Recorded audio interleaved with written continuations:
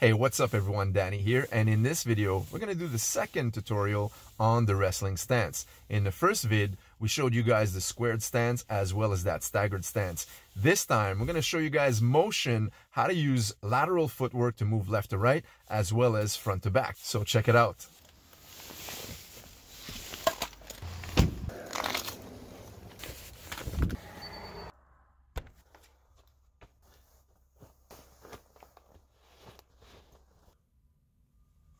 Alright, so here we go. As I stated in the first video, I feel basic skills and concepts are the most important aspects and elements that you have to have as a combat athlete. Okay, so it's the foundation of all of your techniques. Once you get more advanced, if you don't have this good, strong foundation, you're going to have a lot of weaknesses into your techniques. Oftentimes, I think athletes want to see a new move and they try to replicate or copy that move too quickly without having some of these fundamental skills in place. Okay, so it's very, very important in my opinion. I went ahead and identified a couple of these skills that I find are the most important, and we did that first video. We're going to try to cover number 2 this way, and then maybe do, I don't know, maybe a couple of more videos to teach you guys some of these essential skills that I find are important to have. They're not necessarily techniques, but the things that you guys have to remember to have into your arsenal. Now, in the case of submission wrestling, your goal as a fighter is to get your opponent out of position so you can score. So to do that, you have to be able to know how to move in, out, or around your opponent very quickly and efficiently. All right, so we're going to start right now. Alex is ready. I'm going to join him on the mats. Let's get started.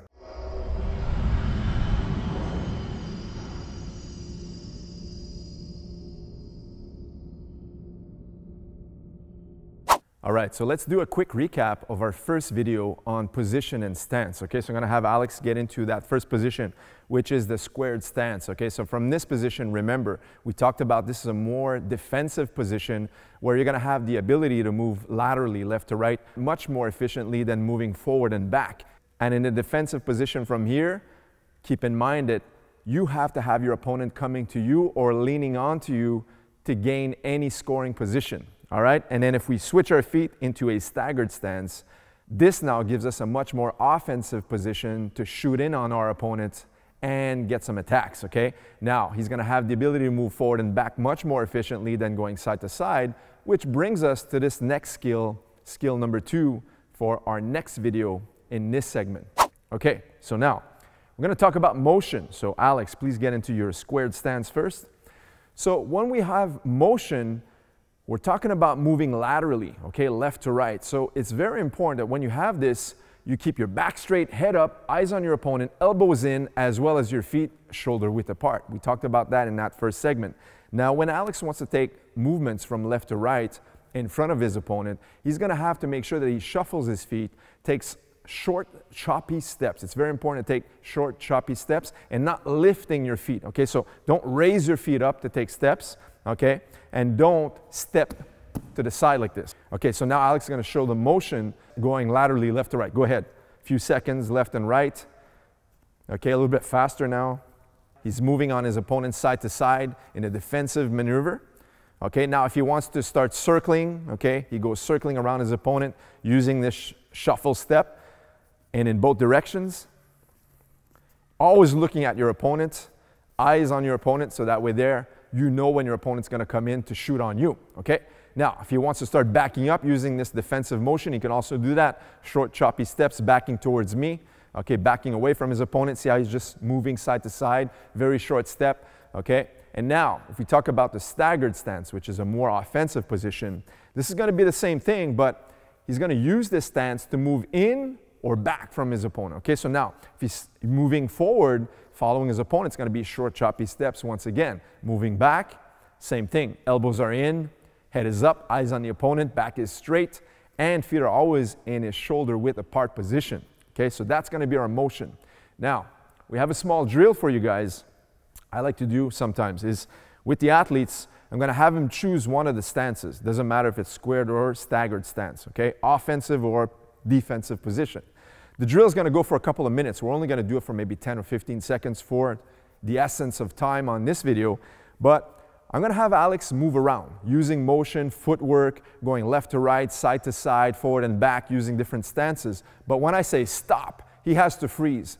And what this will do for me as a coach is the ability to see if my athlete actually has the correct position at all times, okay? So go ahead, Alex, start moving around slowly, okay? Imagine you're shadow wrestling a little bit, okay? Moving around, head is up, looking at your opponent, and stop. Perfect, good stance, keep going. Keep moving left to right, forward and back, all sorts of motion. Imagine you're fighting, right? So you're in a tournament, in that match, following your opponent. Sometimes you'll take the defensive and sometimes you'll take the offensive. All right, so stop and keep moving. Move around and stop. All right, every time I say stop, as a coach, I need to verify the position of his feet. That's the primary importance right now because you don't want the feet to be too narrow. So if I'm moving my feet left to right and I'm doing this, every time I say stop, this is a really bad position for me. So I'm not in either defensive or offensive position. And if I have this staggered stance here and I start moving and I'm crossing my feet like this and I say stop, once again, I'm in a very bad position. So that's why I have Alex moving in this drill. So that will give us the ability to coordinate balance as well as movement for this skill. So one thing that's very important in wrestling or NoGi Jiu-Jitsu is that when I see I'm in a position to score on my opponent, I need to move into position as quickly as possible. And when I see the opponent coming at me, I have to find a way to create an angle so that way he can't score on me. Okay, so it's very important to have that good structured stance like we talked about in the first segment, as well as motion and coordinating your movement from this video. All right, guys, thanks so much for watching our video once again on the wrestling positions, the basic skills of wrestling. Stay tuned, we're going to continue doing a couple of more segments for you guys on this channel, and we'll see you in the next video. Take care, guys.